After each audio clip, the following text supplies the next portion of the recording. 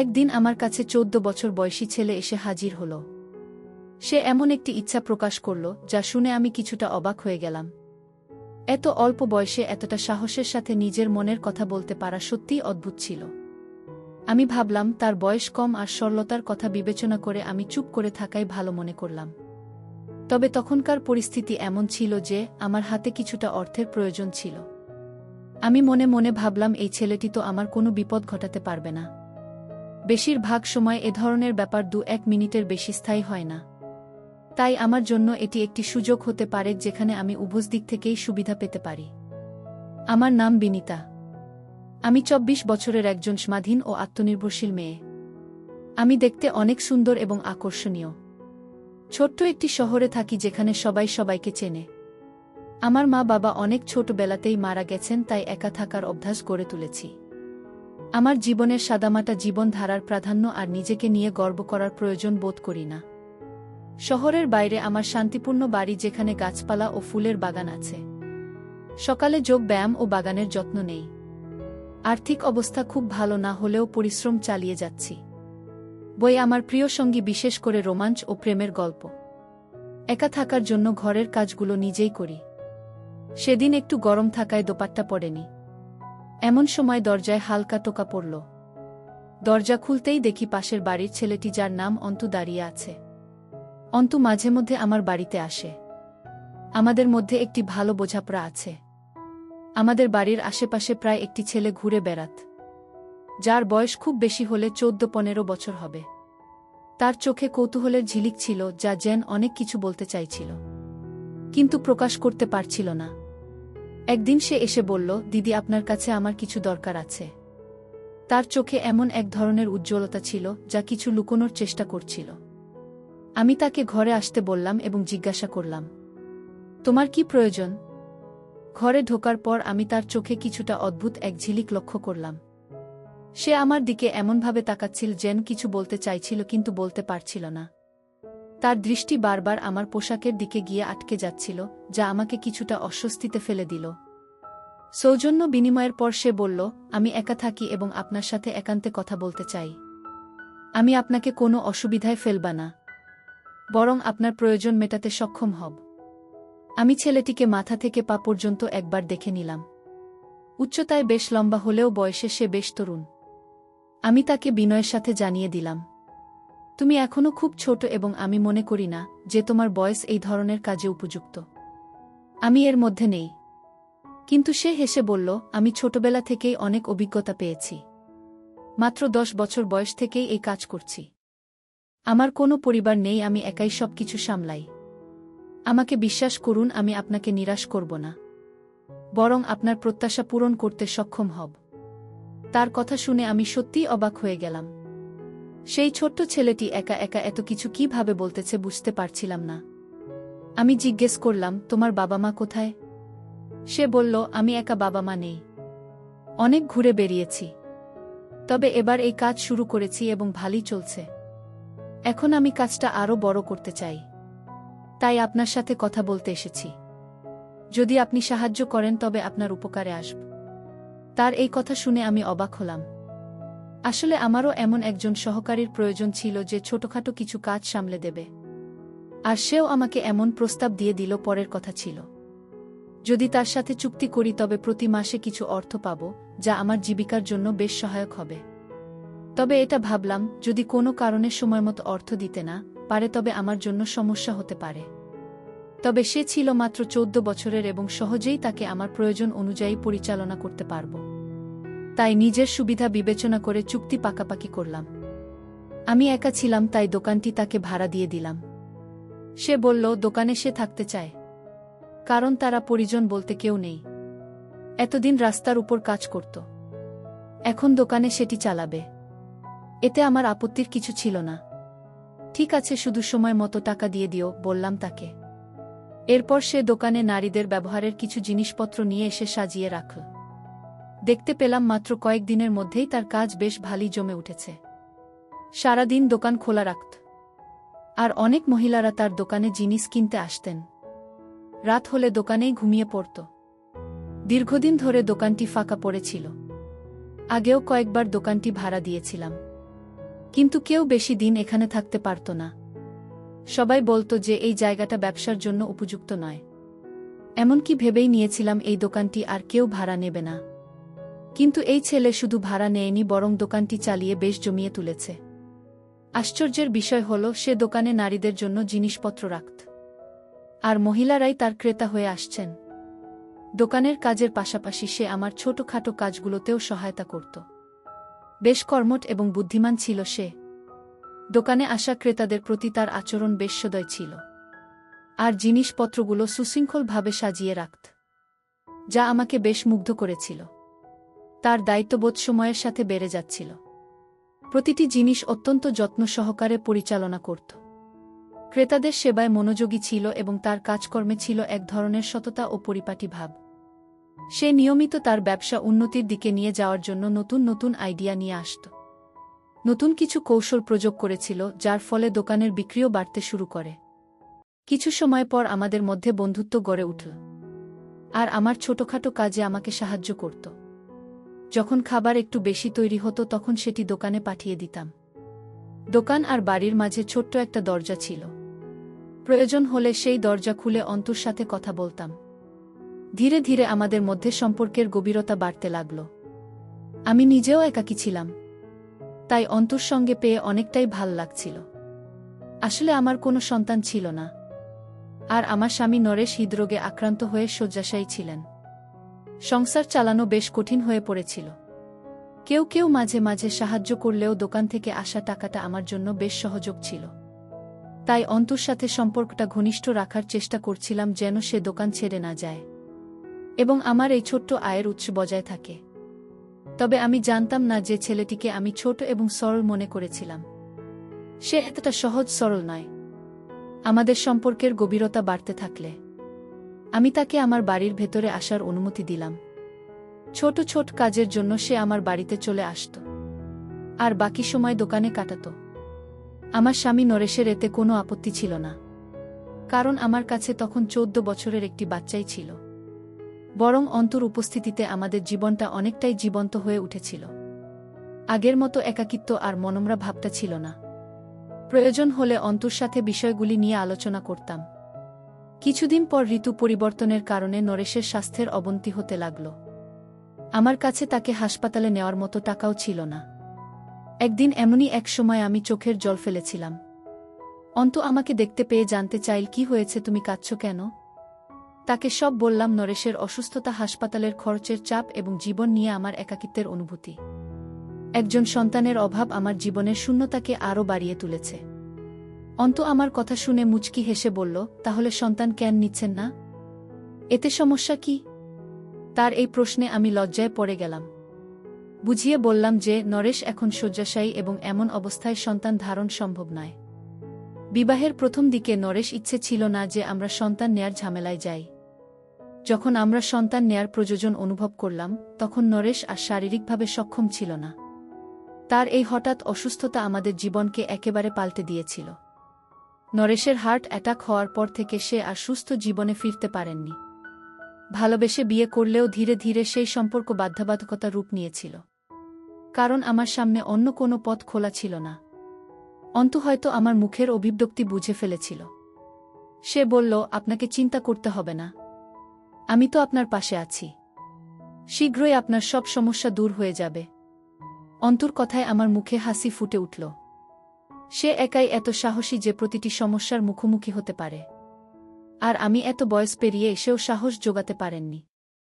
অন্তু ছোটবেলায় মাত্র 7 বছর বয়সে তার বাবা মাকে হারিয়েছিল। তবুও সে জীবন সংগ্রামে হার মানেনি। নিজের পথ নিজেই তৈরি করেছে এবং পাশাপাশি নরেশের যত্ন নিতে শুরু করেছিল। অন্তুর সরলতা ও সাহসিকতা আমার মন ছুঁয়ে গেল। তার কথাগুলি আমাকে সামান্য হলেও স্বস্তি এনে দিল। সে আমার পাশে থাকার প্রতিশ্রুতি দিল এবং আমার একাকিত্বের সঙ্গী হওয়ার প্রস্তাব করল। এতে আমার মনে কিছুটা সাহস ফিরল। আমি বললাম, অন্তু, তোমার প্রতি আমি সত্যিই কৃতজ্ঞ। তোমার কথাগুলি যেন আমার জীবনে নতুন আশার আলো নিয়ে এসেছে। আমার কথায় সামান্য স্বস্তি হচ্ছিল। অন্তু বলল, জীবনের সমস্যা আসবেই, কিন্তু আমরা একসাথে সেগুলো পার করতে পারব। তোমায় একা সব কিছু সামলানো দরকার নেই। তোমার পাশে একজন সঙ্গী থাকা উচিত। আর আমি আছি তোমার সাথে। আমরা একসাথে নরেশের যত্ন নেব এবং তোমার সমস্যাগুলো দূর করার চেষ্টা করব। অন্তুর কথায় যে আন্তরিকতা ও সত্যতা ছিল তা আমাকে গভীরভাবে ছুঁয়ে গেল। সে নিজেই অনেক কঠিন সময় পার করছে, তবু কখনো হাল ছাড়েনি। তার দৃঢ় মনোবল ও নিষ্ঠা আমাকে অনুপ্রাণিত করল। তার কথাগুলো আমাকে প্রশান্তি এনে দিল। অন্তুর সাহসিকতা এবং তার ইতিবাচক মনোভাব আমাকে আবারও জীবনের প্রতি বিশ্বাস ফিরিয়ে দিল। তোমার সঙ্গে আমার জন্য অনেক মূল্যবান বললাম অন্তুকে, কিন্তু তোমার তো নিজের জীবন আছে, নিজের স্বপ্ন আছে। তোমার এত দায়িত্ব কাঁধে নেওয়ার প্রয়োজন নেই বললাম তাকে চিন্তা ও সম্মানের সাথে। অন্তু শান্তভাবে উত্তর দিল, আমি অনেক কিছু হারিয়েছি বিনিতা, কিন্তু অনেক কিছু অর্জন করেছি। জীবন পথচলা সবসময় সহজ হয় না, কিন্তু যখন আমরা অন্যের পাশে দাঁড়াই তখন এক বিশেষ ধরনের আনন্দ পাই। নরেশের যত্ন নেওয়াও আমার কাছে একটি দায়িত্ব, কারণ আমি জানি তিনি তোমার জীবনে কতটা গুরুত্বপূর্ণ। তার কথাগুলো শুনে আমি এক মুহূর্তের জন্য থমকে গেলাম। ভাবতে লাগলাম কেউ কি সত্যিই এতটা নিঃস্বার্থভাবে সাহায্য করতে পারে। তবে সব চিন্তায় দিয়ে দিলাম। যখনই আমি কোনো কাজে বাইরে যেতাম অন্তুই নরেশের পাশে থাকত এবং তার সঙ্গ দিত। তাদের মধ্যে ঠিক কি কথোপকথন হতো আমি জানতাম না, তবে আমাকে দেখলে অন্তু শান্ত হয়ে যেত। অন্তু প্রতিশ্রুতি দিয়েছিল সে আমার সকল অভাব পূরণ করবে। তার কথায় আমার মুখে হাসি ফুটে উঠেছিল। আমি সন্তানের অভাব অনুভব করছিলাম, আর এই শূন্যতা পূরণের ইচ্ছে আমার মধ্যে ছিল। তবে এই ইচ্ছা অন্তু কিভাবে পূরণ করবে সেটাই আমার কাছে ছিল এক প্রশ্ন। তবুও তার আনন্দের জন্য আমি মনের কষ্টটা গোপন করে হাসি মুখে ছিলাম। কিছুদিন পর হঠাৎ করে আমার শারীরিক অবস্থা কিছুটা পরিবর্তন অনুভব করলাম। অসুস্থ হয়ে পড়লে অন্তুই আমাকে চিকিৎসকের কাছে যাওয়ার পরামর্শ দিল এবং অর্থ সহায়তাও দিল। চিকিৎসকের কাছে গেলে জানা গেল আমি গর্ভবতী। এটা শুনে যেন মাথার উপর আকাশ ভেঙে পড়ল। নরেশের স্বাস্থ্যের অবস্থা বিবেচনায় এটা কিভাবে সম্ভব? আমি কাঁপা হাতে রিপোর্ট নিয়ে বাড়ি ফিরলাম। ভয় নিয়ে নরেশকে বিষয়টি জানালে সে মুচকি হেসে বলল, এটা তো নরেশ এসে বলল, সম্ভবত আমি এখন একজন সন্তানের বাবা হওয়ার জন্য প্রস্তুত। যদি ঈশ্বর আমাদের এই সুখবর দিয়ে থাকে তাহলে একে হাসি মুখে গ্রহণ করো। নরেশের কথায় আমি অবাক হয়ে গেলাম। সত্যি কি আমি নরেশের সন্তানের মা হতে যাচ্ছি? এটা বিশ্বাস করা কঠিন ছিল, কারণ তার স্বাস্থ্যের কোনো বড় উন্নতি দেখা যাচ্ছিল না। তবে আমি মেনে নিলাম যে হয়তো আমি নরেশের সন্তানের মা হতে চলেছি। এরপর থেকে নিজের যত্ন নিতে শুরু করলাম। আর অন্তু এটা জানতে পেরে ভীষণ খুশি হল। যেন তার নিজেরই বাড়িতে নতুন অতিথি আসছে। দোকানের কাছ থেকে ফ্রি হলে অন্তু প্রায় আমাদের বাড়িতে চলে আসত। সে নিজেই নরেশের যত্ন নেওয়ার দায়িত্ব নিয়েছিল এবং আমাকে স্বস্তি দিতে নানা কাজে সাহায্য করত। এমনকি আমার জন্য ফল ও জুস নিয়ে আসত। তার দোকানও ভাল চলছিল, আর দিনগুলো এভাবেই কেটে যাচ্ছিল। অবশেষে 9 মাস পরে আমি একটি সুন্দর শিশুর জন্ম দিলাম। মজার বিষয় হল শিশুটি আমার বা নরেশের মতো দেখতে নয়, বরং অনেকটা অন্তুর মতো লাগছিল।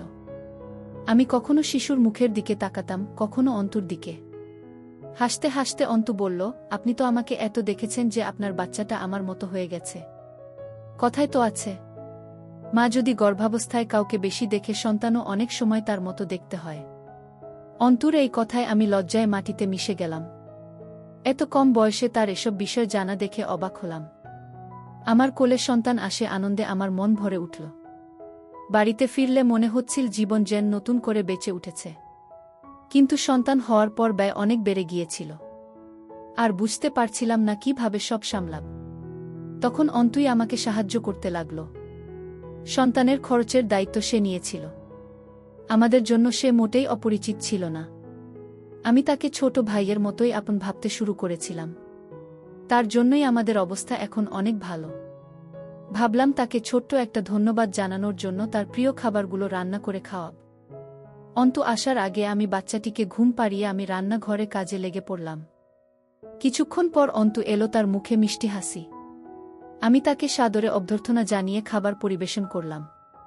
অন্তু খেতে খেতে বলল, আপনি দারুণ রান্না করেছেন। আপনার সাহায্য করতে পেরে আমি সত্যিই খুশি। তার কথাগুলো শুনে আমার মন ছুঁয়ে গেল। আমি বললাম, অন্তু তোমার সাহায্য ছাড়া আমার জন্য জীবনটা অনেক কঠিন হতো। সে বিনয়ের সাথে বলল, আমি যতদিন আছি আপনার কোনো অভাব হবে না। তার কথাগুলো আমাকে আরও আশ্বস্ত করল। অন্তুর সহায়তা ও সমর্থন আমাকে ও আমার সন্তানকে এক নতুন শক্তি দিল। সময়ের সাথে সাথে আমার ছেলের সাথে আমার জীবনে একটা স্বাভাবিকত্ব চলে এল। যদিও অন্তুর সাহায্য সবসময় অমূল্য ছিল, তবু আমি নিজের পায়ে দাঁড়ানোর চেষ্টাও করেছিলাম। কিছুদিন পর যখন আমার সন্তান 6 মাস বয়সে পৌঁছাল, হঠাৎ জানতে পারলাম আমি আবার মা হতে চলেছি। এক মুহূর্তের জন্য অবাক হয়ে গেলাম। এত দ্রুত আমি আবার মা হতে যাচ্ছি। আমার মনে এক ধরনের আতঙ্ক জন্মাল, এই নতুন সন্তানের দায়িত্ব কিভাবে পালন করব। আমার প্রথম সন্তান তো এখনও ছোট, আর নরেশের দায়িত্ব আমাকে পালন করতে হচ্ছে। আমার চিন্তা দেখে নরেশ বলল, ঈশ্বর আবারও আমাদের আশীর্বাদ দিতে চলেছেন, এতে ভয় পাওয়ার কিছু নেই। আমাদের প্রথম সন্তান যেমন এসেছিল তেমনি দ্বিতীয়টি আসবে। আমি মাথা নত করে বললাম, আমাদের দায়িত্ব সবই অন্তুর কাঁধে। সে আমাদের কিছু না হলেও তার সাহায্যেই আমরা দাঁড়িয়ে আছি। এরই মধ্যে আমাদের দ্বিতীয় সন্তানও এলো, আর আমি 2 সন্তানের দায়িত্ব পালনে ব্যস্ত হয়ে গেলাম। আমি এত ব্যস্ত ছিলাম যে সে দেখভালের সময় পেতাম না, যা পুরোপুরি অন্তুর উপর নির্ভরশীল হয়ে পড়েছিল। অন্তুর সঙ্গে আমার গভীর বন্ধুত্ব গড়ে উঠেছিল, যেখানে আমরা সব কথা শেয়ার করতাম। সারাদিন সন্তানদের সামলে রাতে ক্লান্তিতে ঘুমিয়ে পড়তাম, আর অন্তু অনেক সময় সন্তানদের ঘুম পাড়াত। অল্প বয়সে এসে আমাদের পরিবারের দায়িত্ব নিয়েছিল, যা আমাকে অবাক করত। অন্তু কখনো অভিযোগ করত না, বরং আনন্দ নিয়ে দায়িত্ব পালন করত, যা আমার জন্য শান্তি ছিল। তবে মাঝে মাঝে মনে হতো তাকে এত বোঝা দেওয়া ঠিক কিনা। একদিন অন্তু এসে বলল, আপনি আমাকে পর ভাববেন না, আমি সব করতে পারি। তার এই কথাগুলো আমাকে আশ্বস্ত করত। 3 সন্তানের মা হয়ে আমার জীবন বদলে গিয়েছিল। ভেতরের পুরনো খালি ভাবটা মুছে গিয়েছিল। এই বাচ্চাগুলো আমাকে দাও, তুমি শান্তিতে ঘুমাতে পারবে, অন্তু হাসি মুখে বলল। আমি খুশিমনে বাচ্চাগুলো ওর হাতে তুলে দিলাম। সে প্রতিবারের মতো আমার জন্য দুধ নিয়ে এসেছিল। আমার দিকে দুধের গ্লাস বাড়িয়ে দিয়ে বলল, তোমার নিজের যত্ন নাও। আমি গ্লাস হাতে নিলাম আর তাকে ধন্যবাদ জানালাম। সে বাচ্চাদের নিয়ে চলে গেল।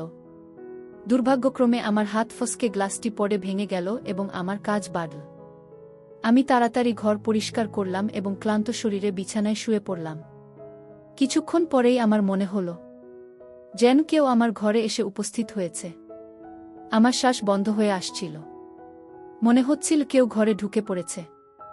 হঠাৎ বোধ করলাম কেউ যেন আমার বিছানার কাছে এসে উপস্থিত হয়েছে। ভয়ে আমি চিৎকার করে উঠলাম, আর আমার আওয়াজে নরেশ জেগে উঠল। আমি তাড়াতাড়ি ঘরের আলো জ্বালালাম, আর তখন যা দেখলাম তাতে আমার হাত পা ঠান্ডা হয়ে গেল। তারা একজন লোক আমার দিকে তাকিয়েছিল। প্রথমে সে বিব্রত হয়ে কিছুক্ষণ চুপ রইল, তারপর বলল, আমি তো কিছু করিনি। তোমার স্বামী আমাকে নিজে অনুমতি দিয়েছিলেন যেন আমি প্রতিদিন এখানে এসে সময় কাটাতে পারি।